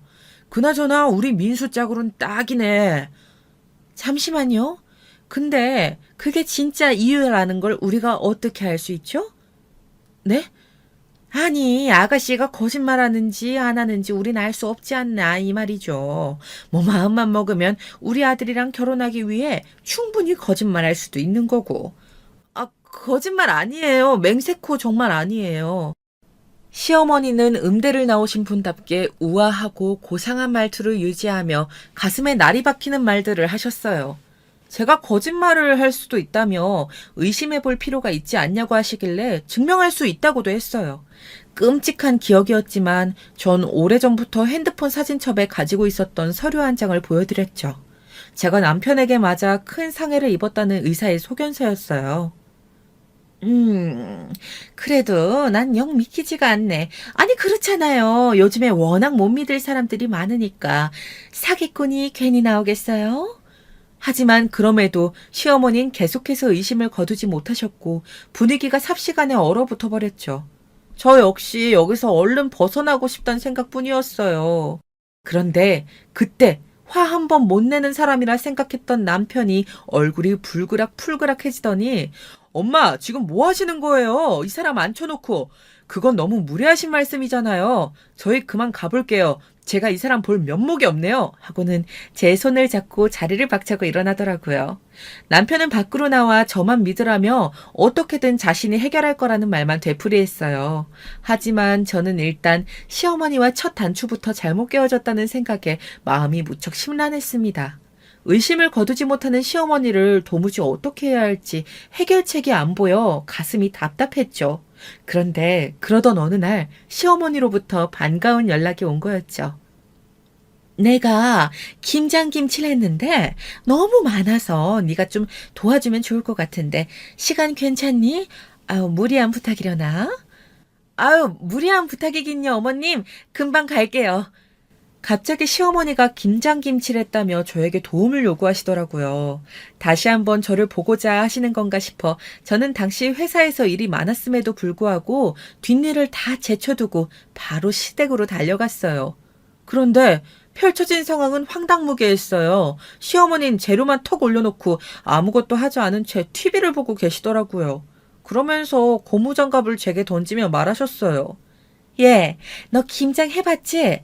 시댁살이 했으면 당연히 해봤을 거 아니니? 한번 야물딱지게 묻혀봐라. 어디 솜씨 좀 보자. 아, 이거 테스트야, 테스트. 테스트요? 그래, 며느리 테스트란다. 한번 마음에 들게 해보렴. 아, 갑자기 테스트라니 당황스러운데요. 그러자 시어머니는 김장김치는 항상 며느리와 담그는 게 자기의 소망이자 바람이었다며 이걸 통과해야 며느리 자격이 주어질 거라고 하시는 겁니다. 그 말에 어쩔 수 없이 김장을 시작했어요. 그런데 배추의 양이 엄청났습니다. 이걸 어느 세월에 다 하라는 건지 하는 중간중간 손이 너무 아파 혹시라도 도와주실까 싶어 어머니 쪽을 흘끗 쳐다보았지만 TV를 보며 깔깔 웃는 소리만 들을 뿐 부엌으로 올 기색은 보이지 않더군요. 돕기는커녕 TV를 보시며 통화를 하시는데 그 내용이 저를 가리키는 것 같아 상당히 불쾌했어요. 그럼 미자노도 알다시피 내가 아들을 참 곱게 키웠어. 나도 그렇게 자랐고 우리 친정이 부유했잖니. 그럼 당연히 내 며느리는 부유한 집에서 곱게 큰 사람이어야지. 흙탕물에서 자란 사람이면 되나? 온실 속 화초처럼 곱게 자란 큰 사람이어야지. 아, 무엇보다 순결해야 하고 맨 마지막에 순결해야 한다는 말을 유독 크게 발음하시는데 제 착각인 건지 모르겠지만 이상하게 기분이 나쁘더라고요. 그날 결린 어깨를 두드리며 겨우겨우 마무리를 해나갈 때쯤에서야 오셔선 아, 맛은 괜찮네. 그래, 다음에도 좀 부탁한다. 김치는 가져갈 생각하지 말고 내가 우리 외갓집 친척들이랑 나눠 먹을 거거든. 라고 하시더라고요. 어떻게 드시려고 이 많은 김치를 하나 싶었는데 알고 보니 친척분들 것까지 모조리 저를 시키신 거였더라고요. 그러면서 수고비까진 기대하지 않았지만 저녁을 먹고 가라느니 하는 말을 기대했는데 일절 그런 말씀이 없으셨습니다. 저도 속이 상했죠. 고생은 제가 다 했는데 그에 대한 보상은 하나도 받지 못한 기분이었으니까요. 그런데 이뿐만이 아니었어요. 집에 갈 채비를 하자 시아버지께서 마침 들어오셨는데 시어머니께서 마치 이 많은 김장을 혼자 다 하신 것처럼 말씀을 하시더군요. 여보, 내가 김치 좀 해봤는데 먹어봐요. 수육이랑 같이 먹으면 딱이겠죠? 아이고, 이걸 당신이 다 했을 리는 없고 우리 예비 며느리까지 와서 도와준 거야? 당시 시아버지는 저를 어느 정도 받아들이시는 분위기였기에 좋게 봐주고 계셨는데요. 시어머니는 그 말을 단칼에 자르시더라고요. 어머, 우리 예비 며느리가 너무 곱게 자랐나 봐요. 이런 건 잘 못하겠다 하더라고요. 내가 했어요, 여보. 얼른 식사해요. 이왕 있으니 같이 하지. 아가, 너도 얼른 와서 앉아라. 아니에요. 쟤는 가야 한다네요. 친구랑 약속이 있어서 바쁘다나 봐요. 내가 거절을 당했다니까요. 실로 어처구니 없는 장면이 눈앞에 스쳐 지나가는데 차마 시아버지 앞이라 항변도 못했어요. 시아버지께서 뭔가 이상한 분위기를 감지하시고 저를 그냥 보내는 게 미안하셨던지 다음번에 꼭 식사 자리를 하자고 말씀하시는데 나오자마자 화가 울컥 솟더라고요. 제가 왜 이런 취급을 당해야 하는지 분하고 억울했죠. 그 이후에도 시어머니의 악의적인 심부름은 계속되었어요. 아주 가볍고 사소한 심부름조차도 시켰다는 게 문제였습니다. 시어머니께서 먹는 비타민 약을 사오라는 심부름부터 커피가 마시고 싶으니 꼭 스타벅스에 가서 사오라는 심부름까지 시켜대며 돈 한 푼 주지 않으시더군요. 말로는 고맙다고 받으시지만 어느 날은 스타벅스 커피가 아니란 이유로 넌 내가 아무 커피나 돈 주고 사 먹을 사람으로 보이니? 하고 화를 내셨어요. 너무 당황스럽더라고요. 이 모든 것이 마치 우리 아들과 엮이지 말란 말을 행동으로 보여주고 계신 듯 했어요. 그러던 어느 날은 저도 이제는 못 참겠다 싶어 심부름을 부탁하는 문자가 왔을 때 심부름거리는 들지 않고 시어머니 댁으로 달려갔어요. 이번엔 바카스를 사달라는 심부름이었는데 도착하자마자 제가 빈손이라는 것에 시어머니 상당히 불쾌하시더군요. 왜 빈손이니? 네가 먹으면서 오기라도 한 거야? 아님 붕어머리라 중간에 까먹기라도 했니? 어머님, 심부름 시키시는 건 좋은데 이렇게 막무가내로 부탁하시면 곤란해요. 어머, 내가 뭘 어쨌다고 그러는 거니? 너 사람 참 이상하게 만드는데 뭐 있구나. 한번 결혼해봤으면 애가 융통성은 있을 줄 알았더니 그것도 없니? 시어머니는 저의 결혼 전적을 들먹이며 비꼬더라고요. 그러면서 네가 좋아서 한 일을 가지고 생색을 낸다고 하더라고요. 물론 저도 시어머니에게 잘 보이기 위해 결혼하고 싶은 마음에 자초한 일은 맞지만 이런 식으로 악용하는 건 잘못된 일이잖아요. 저는 시어머니께서 그걸 악용한다는 점을 꼬집어 말씀드렸어요. 이런 식의 취급을 당하는 건 제 입장에서도 억울하고 너무 힘들다는 말씀도 덧붙여서요. 그런데 이어지는 시어머니의 말엔 비웃음이 한껏 걸려 있었습니다. 아니, 내 아들하고 결혼하려면 이 정도 수발은 들어야 하지 않겠어? 이 정도도 생각 못한 거니? 아, 그럼 우리 입장에서 굉장히 곤란한데. 넌 테스트 불합격이다. 네? 수발이요? 아, 어머님, 지금 무슨 조선시대인가요? 전 수발 같은 거 들 생각 없는데요. 제가 왜 어머님 수발까지 들어야 하는 거죠? 한 번 결혼했던 이유로 그렇게 해야 한다면 죄송하지만 전 어머님이 찾는 며느리가 아닌 것 같네요. 저는 그 이상 아무 대꾸도 하지 않고 돌아섰습니다. 더 대꾸할 가치도 못 느꼈어요. 이미 한 번의 결혼 생활에서 시댁살이라면 질릴 만큼 겪어봤고 그런 상황이라면 지긋지긋했습니다. 허나 돌아오면서 마음속 아물지 않았던 상처가 도드라진 느낌이 들며 가슴이 욱신거리더라고요. 그 후부턴 시어머니도 제게 심부름을 시키지 않았고 저도 어떤 문자도 드리지 않았습니다. 남편과의 만남도 자동적으로 뜸해졌는데 남편은 제 심정에 무슨 변화라도 있는지 걱정하고 초조해하는 눈치였어요. 언젠가는 다 말해야겠지만 그땐 당신 어머니가 이런 일을 시켜서 그렇다는 말을 구구절절 하고 싶지 않아 그저 만남을 자제하고 있었어요. 그러던 어느 날 갑자기 남편에게서 이상한 문자가 오더라고요. 어젯밤 제게 누구를 만났냐는 문자였어요. 저는 어젯밤 일이 피곤해 곧바로 집에 들어가 책을 좀 읽다 잠들었는데 그걸 그대로 말했더니 남편이 의아해 하더라고요. 그러면서 덧붙인 사진이 정말 충격 그 자체였습니다. 저와 굉장히 비슷한 외모의 여자가 다른 남자와 술집에 나란히 앉아 팔짱을 끼고 있는 사진이었어요. 특히 제 헤어스타일이 그랬어요. 옆모습만 나왔기에 더 저라고 착각할 수 있는 사진이었는데 보자마자 감이 오더라고요. 저는 곧장 남편이 있는 시댁 앞으로 갔고 거기서 이 사진을 누가 보냈는지 물었습니다. 남편은 자기도 모르겠다며 갑자기 모르는 번호로 이런 문자가 왔는데 놀라 제게 먼저 물은 거라고 하더라고요. 내가 그럴 사람 아니라는 거 알잖아. 그럼 도대체 누가 보낸 건데? 나 지금 너무 무서워. 저는 점점 더 흥분되어 목소리가 커져갔어요. 그런데 저희의 목소리가 커지자 시부모님께서 무슨 일이라며 시댁 앞으로까지 나오셨더라고요. 네, 그럴 줄 알았다. 제가 남자를 좀 만나게 생겼잖아. 내가 딱 알아봤다니까. 한번 갔다 온 사람들은 이래서 안 돼. 누굴 만났는지 어떻게 몸을 굴렸는지 알 길이 없잖니? 그런데 그 순간 전 소름이 끼쳤어요. 시어머니의 목소리가 겹쳐 들어오는데 이 일이 어떻게 꾸며진 일인지 깨달았습니다. 아, 내가 덫에 걸려들었구나 하는 생각이 번뜩 들어 전 남편을 끌고 조용한 곳으로 갔어요. 잘 들어. 이건 당신 엄마가 한 짓이야. 분명해. 나도 이런 말 하고 싶지 않지만 이 상황에서 어머님이 아니면 누구겠어. 나도 이런 말 하고 싶지 않지만 내 촉이 맞아. 지금껏 내가 어머님한테 얼마나 많이 끌려다녔는지 알아? 아니야, 설마. 우리 엄마가 설마 그런 짓을 했겠어. 저도 시어머니가 될 사람을 그렇게 여기고 싶진 않았지만 지금 상황에서 이런 일을 꾸며낼 사람은 딱 한 명뿐이었어요.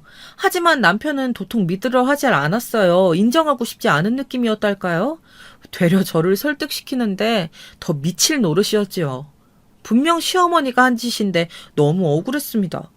그리고 문득 이럴 때 친정엄마 생각이 참 많이 났어요. 엄마한테 말할까? 말해서 털어버릴까? 그런데 제 말을 듣고 더 가슴 아파할 엄마를 떠올리면 입을 뗄 수 없더라고요. 하지만 곧 대망의 날이 다가왔어요.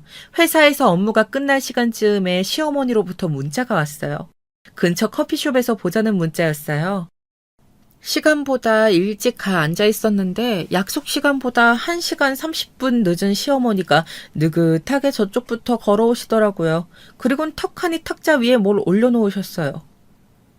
전 드라마 같은 그 장면이 제게 일어날 거라곤 단 한 번도 상상치 않았기에 보고도 믿을 수가 없었답니다. 이게 뭔가요? 뭐긴 뭐야. 눈치가 없어도 더럽게 없는 것 같아서 그냥 돈으로 준비했다. 내가 네 얼굴 봐서 험한 말은 안 할게. 돈 액수는 세어봐도 돼. 근데 네 수준에 이 정도 돈이면 충분할 거다. 보아하니 지금 다니는 회사에서 별다른 직책도 아니고 혼자 먹고 살 돈만 근근히 벌고 있는 것 같은데 그 돈이면 해외여행도 다녀올 수 있다. 그러니 내숭 떨지 말고 받아라. 아, 그리고 한마디 더 하자면 상품도 새 상품이 좋잖아? 나는 사람도 그렇다고 봐. 우리 아들 짝으로 헌 상품 드리는 거 우리 집안의 수치야. 내가 말을 따로 안 했지만 난 내내 화초처럼 자란 사람이다. 내 아들도 그렇게 키웠고. 그런 내 아들에게 더러운 흙먼지 묻히는 거 싫다. 붕어 대가리라도 내 말 알아들었지? 순간 머릿속이 백지장처럼 새하얘졌습니다. 시어머니는 자신이 산 가방을 들어 보이며 이것도 새 상품이니 아껴 들고 다니는 거라고 사람 마음이 물건에도 반영된다며 주제와 분수를 알아야 할 사람이라고 덧붙이셨죠. 지금 생각하면 왜 그 말을 그대로 듣고 있었는지 후회가 된답니다. 정말 가당치도 않는 말이었는데 말이죠. 주제를 알라고요? 어머님, 제가 한번 이혼했다는 게 그렇게 잘못된 일인가요? 그리고 어머님은 뭐가 그렇게 떳떳하신데요? 이상한 사진이나 보내시는 그런 더러운 일까지 하시고요. 헉, 뭐라고? 어딜 감히 한번 이혼한 년이 내 아들 넘본 것도 분해 죽겠는데 이 미친 게 지금 누굴 몰아가? 그리고 내가 보냈으면 네가 뭘 어쩔 건데. 너같이 어디 한번 굴렀다 온 더러운 것이. 그때 시어머니는 다시금 고상함을 유지하고 있던 가면 속 진짜 얼굴을 드러냈습니다. 소리를 버럭 지르며 돈 봉투에 있는 돈을 탈탈 털더니 제 얼굴로 집어 던진 것이었어요. 헌 상품이란 말을 들은 것도 억울한데 돈으로 뺨을 맞는 기분이란 이로 말로 표현할 수가 없었죠. 그런데 제가 그때 선택한 건 가만히 당하고 있는 게 아니었어요. 저는 어머니께 민수 씨와의 진심을 다해 만나고 있고 어머니가 말리셔도 계속 만나야겠다 말했습니다. 어디서 그런 용기가 나왔는진 모르겠지만 반오기로 그런 말을 주절거렸던 것 같아요. 그리고 시어머니는 그런 제 행동에 더 화가 나 이번엔 물잔을 들어 얼굴에 뿌리려 들었어요. 속으론 막아야 한다고 생각했지만 저도 모르게 눈을 감았고요. 그때 예상치 못한 사람이 나타났어요. 남편이었답니다. 엄마, 지금 이게 무슨 짓이에요? 이 돈들은 뭐고? 남편은 돈봉투만 보고도 이미 상황을 파악한 듯 했습니다. 엄마가 오늘 미영이랑 잘 얘기해 본다고 해서 좋은 소식을 기대하고 온 건데 돈봉투를 주시러 오신 거였어요? 어쩐지 그래서 미영이 얼굴이 안 좋았네요. 엄마, 겨우 이런 사람이었어요? 사진도 엄마가 보낸 거예요? 아니 아들아 나는 그런 게 아니고 저 오해란다. 어? 네가 뭔가를 오해한 것 같아. 나 다 들었어요. 남편은 기가 찬 얼굴로 시어머니를 향해 날카로운 말을 쏘아대더니 급기야 일을 저지르고 말았습니다. 바로 결혼을 허락해주지 않으면 부모와 인연을 끊겠다는 말이었죠. 갑작스런 말에 저도 너무 놀라 당황했지만 남편의 의지는 상당히 확고했어요. 이후에도 남편은 아예 부모님 집에 나와 살며 연락 한 통을 하지 않더라고요. 정말 이래도 되나 싶었지만 저를 존중하지 않는 부모님에게 오히려 더 실망했다며 결심을 무리지 않았어요.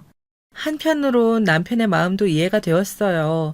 남편은 부모님으로부터 어렸을 적부터 상대방에 대한 선입견, 편견 같은 것들을 갖지 말고 사람 그대로를 바라보며 교제하라는 그런 가르침을 받으며 자랐다고 해요. 정직함이 우선이고 교양을 항상 최우선시하며 자라라는 그런 가르침이요. 그런데 정작 우리 엄마가 그런 사람이었다니 믿기지가 않아. 난 어떻게든 당신과 결혼할 거야. 남편이 강경하게 나오니 시어머니는 백기를 드는 심정으로 결국 결혼을 허락해 주셨는데 그때 제 마음은 반반이었습니다. 이 결혼을 계속 끌고 가도 될지 아니면 다시금 생각해 봐야 할지 이런 시어머니를 모시고 살 자격이 없었기 때문에요. 남편이 시댁과는 보고 살지 않아도 된다고 말해주지 않았다면 상견례까지는 결코 가지 못했을 겁니다. 남편은 먼저 저희 집에 와서 굉장히 싹싹하게 굴어 이미 친정 식구들의 점수를 따놓았어요. 당시 제가 어떤 마음고생을 하고 있었는지 몰랐던 친정엄마는 그저 해맑게 웃으시며 남편 손을 꼭 잡아주셨고요. 그때의 기억도 사실 제 결정에 한몫했답니다. 우리 딸이 사실 혼자 저리 살까봐 걱정이 많았는데 이제야 마음이 놓여요. 고마워요. 그리고 잘 살아줘요. 우리 딸 힘들게 살았어요. 제가 잘하겠습니다. 허락해 주셔서 너무 감사합니다, 어머님. 친정오빠 역시 남편 될 사람이 듬직해 보인다며 지지해 주었습니다. 전번 같은 논팽이가 아니라 안심이라면서요. 이미 오빠는 토끼 같은 딸 2명을 데리고 살고 있었는데 제 결혼에 대해 내색하지 않았지만 꽤나 걱정하고 있었거든요. 그렇게 친정가족들의 축복을 받으니 제 마음 한켠에서도 잘한 결정이란 생각이 들었습니다. 시댁은 무시하고 살면 된다고 스스로 위안하면서요. 그런데 시간이 흘러갔게 된 상견례는 그 전날부터 위장장애를 일으킬 정도로 공포로 다가왔습니다. 시한폭탄 같은 시어머니가 무슨 말을 할지 무슨 행동을 저지를지 몰랐기 때문이에요. 머릿속에 온갖 잡다한 상념으로 일이 손에 안 잡힐 지경이더군요. 그리고 이날 정말 기가 막힌 일이 일어났어요. 제가 생각한 것과는 다른 방향으로요. 어머, 너 명숙이 아니니? 아니, 어떻게 여기서 다 만나니? 세상에 이런 우연도 있다니. 그래. 성미지? 오랜만이네. 시어머니에게 깍듯하게 인사하며 웃어 보이던 친정엄마께서 갑자기 시어머니를 보고 놀라시더니 이름을 부르시는 겁니다. 그의 시어머니는 너무나 어색한 웃음으로 화답하셨고요. 알고 보니 시어머니와 저희 친정엄마는 중학교 동창이셨다고 해요. 당시 고향 동네에 중학교가 몇 개 없어 전교생이 두루두루 아는 사이였는데 그래서 시어머니와도 3년 내내 말을 트고 지낸 사이였다고 하셨어요. 상견례 자리의 화제는 곧바로 그 동네 이야기라든지 중학교 선생님들 이야기들로 넘어갔습니다. 친정엄만 시종일관 반가워하셨습니다. 그런데 이때 이상한 건 시어머니의 얼굴이었죠. 시어머니는 마치 음식에 취한 듯 어딘가 내내 불편하신 기색이었어요. 엄마, 어디 아프세요? 얼굴이 왜 이렇게 하얘요? 아니다, 그런 거. 신경 쓰지 마세요, 사부인. 아니, 성미라 불러야 하나? 헷갈리네. 그러니까 존칭 쓰기도 어색한데 우리끼리 있을 때만 녹는 게 낫지 않을까? 어쩌면 좋으려나. 그러게? 아유, 근데 왜 이렇게 배가 아프지? 아이고, 어디가 아프니? 긴장해서 그런가? 게다가 그날 상견례는 굉장히 일찍 마무리가 되고 말았는데요. 시어머니가 중간에 갑자기 속이 안 좋다고 하시더니 집에 일찍 들어가 봐야겠다고 하시는 겁니다. 다들 병원에 가봐야 하는 거 아니냐 말할 정도로 시어머니의 안색은 좋지 않았어요. 어쩔 수 없이 시아버지의 부축을 받으며 시어머니가 배를 움켜잡고 떠나셨고 그날은 그렇게 일찍 자리가 접히게 되었습니다. 저와 남편도 새삼 놀라 다시금 이 일을 되짚어보게 되었지요. 남편은 역시 저와 만난 게 인연이었다면서 이제 장모님과 자기 엄마가 친구 사이이시니 저에게 함부로 못하실 거라고 기뻐하시더라고요. 엄마는 나중에 상견례 자리가 파하고 저에게 따로 연락을 하셨는데 어쩐지 상견례 때의 밝은 분위기와는 달리 약간 걱정하는 말투셨어요. 엄마, 오랜만에 동창 만나고 반가우셨겠어요. 근데 난 아까 너무 놀랐지 뭐예요? 그래. 저기 근데 미영아, 그럴 일은 없겠지만 명숙이 그러니까 너희 시어머니한테서 이상한 말을 들었다던가 뭐 그런 거 없어?